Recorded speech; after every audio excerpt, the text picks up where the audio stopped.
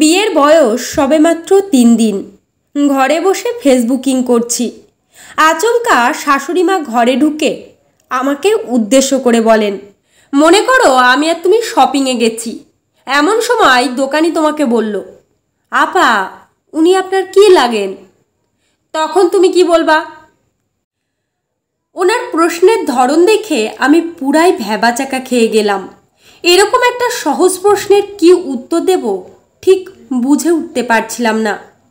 তারপর বড় একটা নিঃশ্বাস নিয়ে বললাম, যেটা উত্তর সেটাই বলবো। প্যাস মাইরো না, যে উত্তর দিবা সেইটা বলো। আমি বুঝতে পারলাম এই ভদ্রমহিলা খুব সহজ মানুষ না। আমি আর এদিক সেদিক না যেয়ে বললাম, আমি বলবো উনি আমার মা। তারপর কি হবে জানো? দোকানি তোমার দিকে আর আমার দিকে ঠিক 3 বার করে তাকিয়ে মনে মনে বলবে, এই কায়লা বেডির মাইয়া এত ফর্সা হয় কেমনে? আমি কি বলি সেটা একটু মনোযোগ দিয়ে শোনো। তোমরা তো এখন আবার মোবাইল ছাড়া আর কিছুর প্রতি মনোযোগ দিতে পারো না। আমি আলগোছে হাতের মোবাইলটা শাড়ির আঁচলের আড়ালে লুকিয়ে নিলাম। এবার তিনি বলেন, অনেক বাঙালি শাশুড়ি বউ প্রচলিত ও তথাকথিত সম্পর্ককে ভেঙে দৃষ্টান্ত তৈরি করতে চেয়েছে, কিন্তু শেষ মুহূর্ত পর্যন্ত পারেনি। পারার কথাও না, কেননা আমি তোমার মায়ের মতো কিন্তু মা নই। অনুরূপভাবে তুমি আমার কাছে মেয়ের মতো কিন্তু মেয়ে নাও। আমরা বিন্দুমাত্র ন্যাকামি না করে কেবলমাত্র বউ শাশুড়ির সরল সূত্রে বিশ্বাস রেখে আমাদের সম্পর্ককে মধুর করতে চেষ্টা করতে পারি।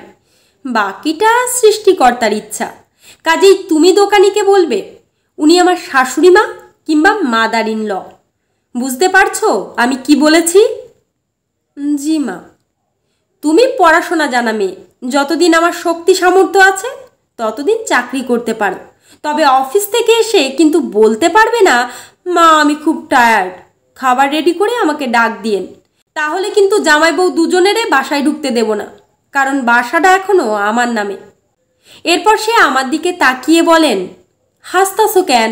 আমি কি তোমারে কোনো হাসির কথা বলেছি? জি না মা।